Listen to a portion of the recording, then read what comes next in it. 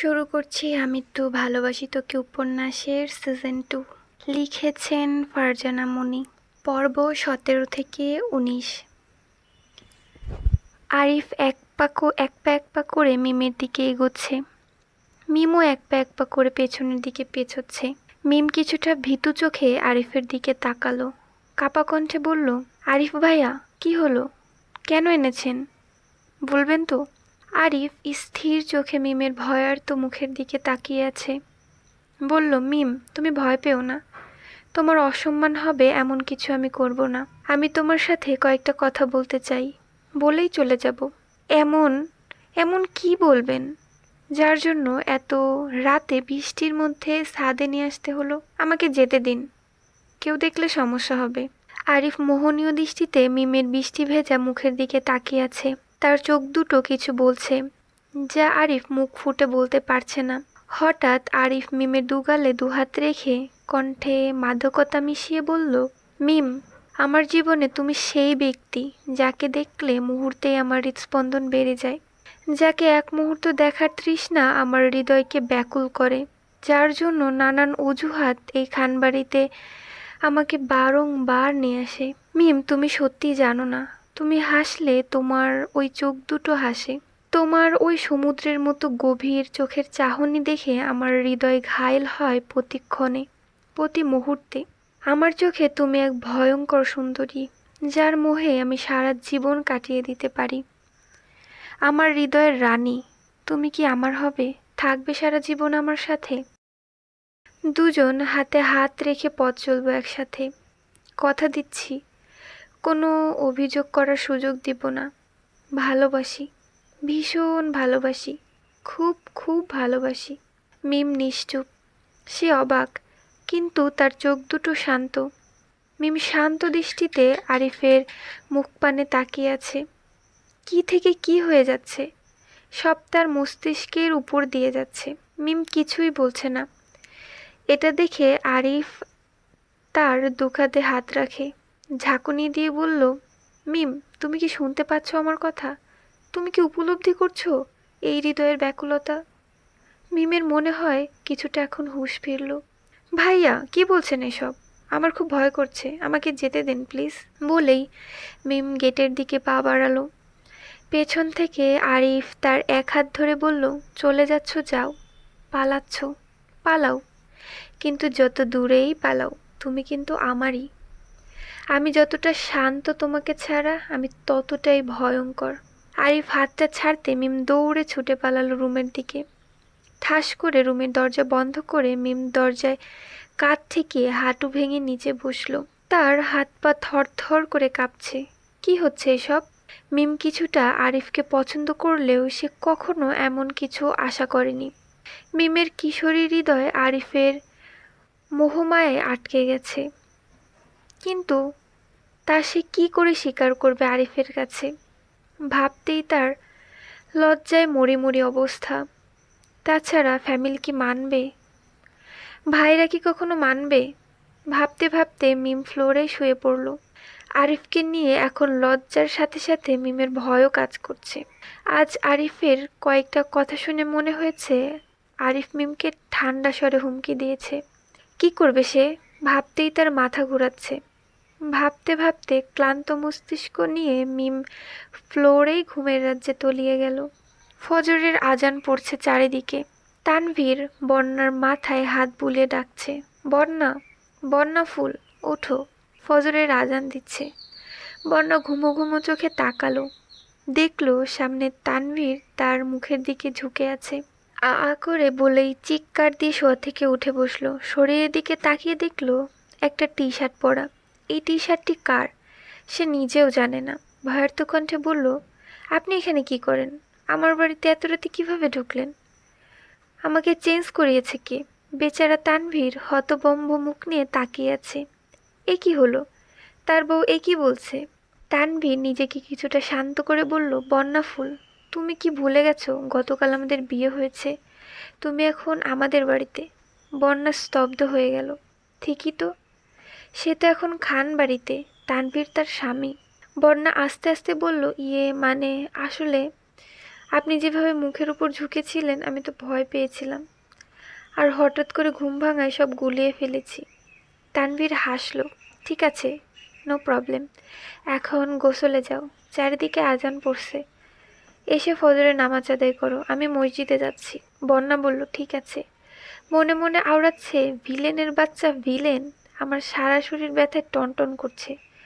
সব দোষ এই ভিলেনের। ভাবতে ভাবতে বন্যা গোসলে ঢুকলো। সকাল 8টা বাজে। খানবাড়ির ডাইনিং টেবিলে সবাই সকালের নাস্তা করছে। আজকের নাস্তাটা বন্যা নিজেই তৈরি করেছে। আবির, আলী আহমেদ খান, মোজাম্মেল খান, ইকবাল খান সবাই তৈরি হয়ে নেমেছে অফিসে যাওয়ার জন্য। তানভীর ছুটি নিয়েছে 1 সপ্তাহের জন্য। হঠাৎ মেঘের শরীরটা খারাপ লাগায় মেঘ তাড়াহুড়ো করে রুমে চলে যায়, যা আবির স্পষ্টভাবে খেয়াল করলো। সেও তাড়াহুড়া করে নাস্তা সেরে রুমের দিকে যাচ্ছে। আলী আহমেদ খান বলল, কিরে আবির, অফিসে যাবি না? উপরে যাচ্ছিস যে? আবির বলল, তোমরা সবাই চলে যাও আব্বু, আমি একটু পরে আসছি। বলেই আবির রুমের দিকে গেল। রুমে ঢুকে দেখে কেউ নেই, কিন্তু ওয়াশরুম থেকে পানি পড়ার শব্দ আসছে। আবির সামনে এগিয়ে যেতেই দেখলো ওয়াশরুমের দরজাটা খোলাই আছে। মনে হচ্ছে মেঘ বমি করছে। আবির ছুটে ভেতরে গেল, গিয়ে মেঘকে ধরল, তার মাথায় পানি দিয়ে তারপর তাকে রুমে নিয়ে শুইয়ে দিল। আবির চিন্তিত। এই কয়েকটা দিন মেঘের মুখটা কেমন ফ্যাকাশ হয়ে গেছে, চেহারায় ব্রণ উঠেছে। আবির মেঘের দুর্বল চেহারার দিকে তাকিয়ে আছে। হঠাৎ মেঘ চোখ খুলে বলল, আহিয়ার আব্বু, আপনি কেন এত চিন্তা করছেন? আমার কিছুই হয়নি, আম্মু বলেছে এ সময় মেয়েদের একটু এরকম হয়। আবির চুপ হয়ে আছে, তার মুখে কোনো কথা নেই। মেঘকে সে এই অবস্থায় দেখতে পারছে না, কিন্তু তার কিছুই করার নেই, কারণ এই রোগের কোনো ওষুধ তার জানা নেই। মেঘ হঠাৎ করে ফিক করে হেসে দিল। আবিরের ভ্রুদয় কুঁচকে তাকিয়ে আছে। হাসছো কেন?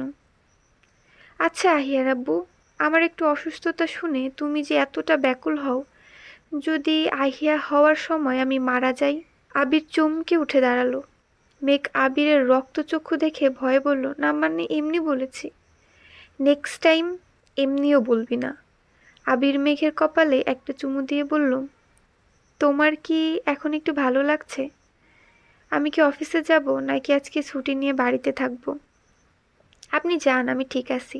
আবির মেঘের কাছ থেকে বিদায় নিয়ে অফিসে রওনা হলো। আজ একটা গুরুত্বপূর্ণ মিটিং আছে। ননদিনী রুমে আসবো? বন্যা মেঘের রুমে এসে বলতেছে, ননদিনী রুমে আসবো? মেঘ বলল, মজা নিচ্ছিস? আমার রুমে আসার জন্য তোর কি পারমিশনের প্রয়োজন আছে? বন্যা হাসলো। ভেতরে ঢুকতে ঢুকতে বলল, এটা তো আর তোর একলার রুম না, এটা আমার শ্রদ্ধেয় বড় ভাসুরের রুমও বটে। এ পর্যায়ে মেঘও হাসলো। বন্যা বলল, তোর শরীর এখন কেমন? মেঘ বলল, ভালো, আগে তোর খবর বল। বন্যা বলল, আমার আবার কি খবর? মেঘ বলল, এই যে আমার ভাই তোর ঠিকমতো খেয়াল আদর রাখছে কিনা। তোর যেই ভাই, দেখলেই মনে হয় সারাদিন মাথায় করে এক বস্তা রাগ নিয়ে হাঁটে। কেন ভাবি, ভাইয়া কি তোমায় ভালোবাসে না? ভালোবাসে। মেঘ আর বন্যা কথা বলছে, তার মাঝেই তো পাশের রুম থেকে তানভীর বন্যাকে ডাকছে। বন্যা রুমের দিকে গেল, বলল, কি হয়েছে, এভাবে ডাকছেন কেন? মনে হচ্ছে বাড়িতে ডাকাত পড়েছে।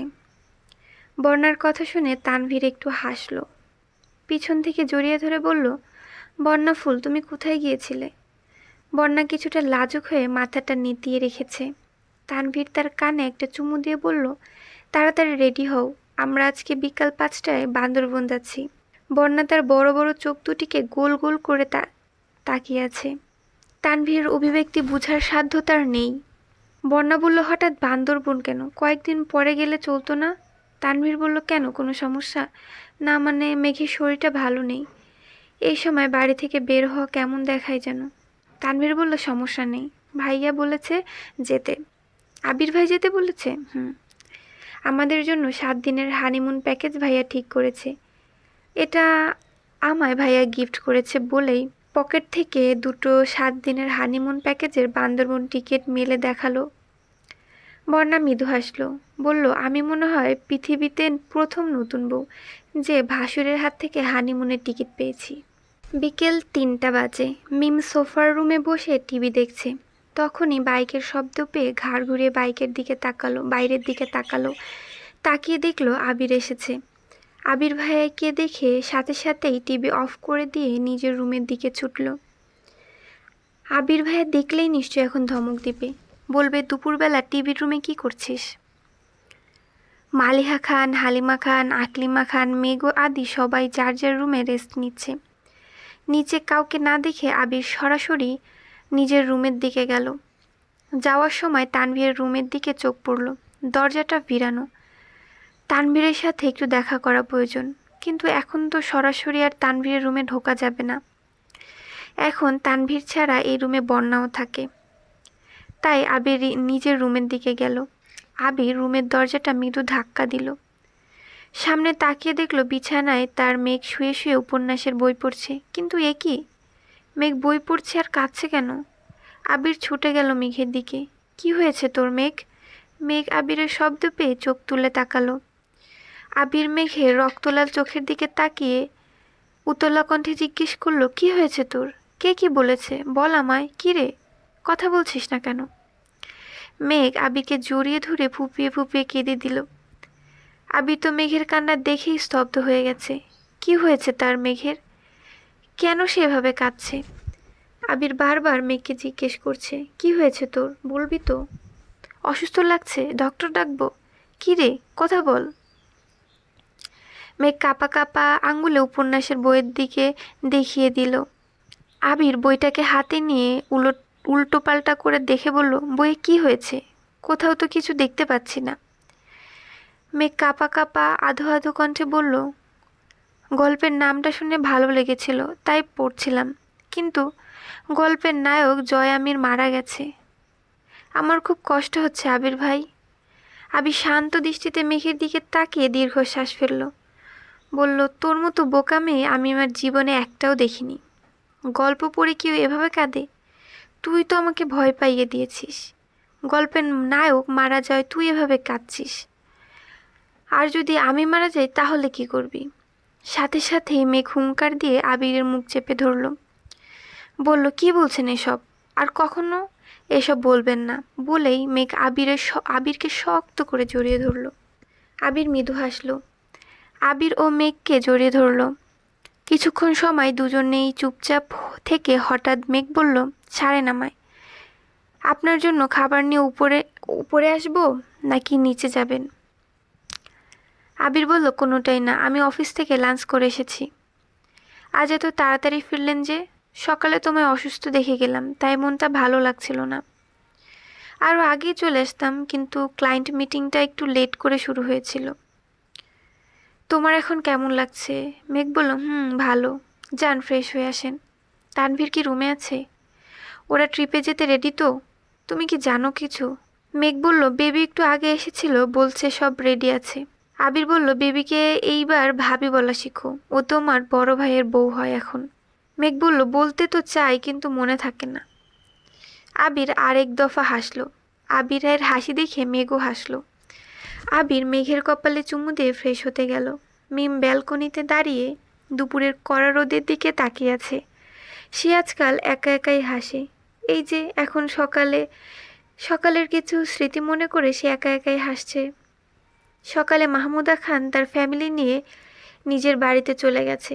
যাওয়ার সময় আরিফ মিমের সামনাসামনি পড়তেই সবার অগোচরে মিমকে চোখ মেরে ফিসফিসিয়ে বলল, মামা তো বোন আমার, আবার দেখা হবে।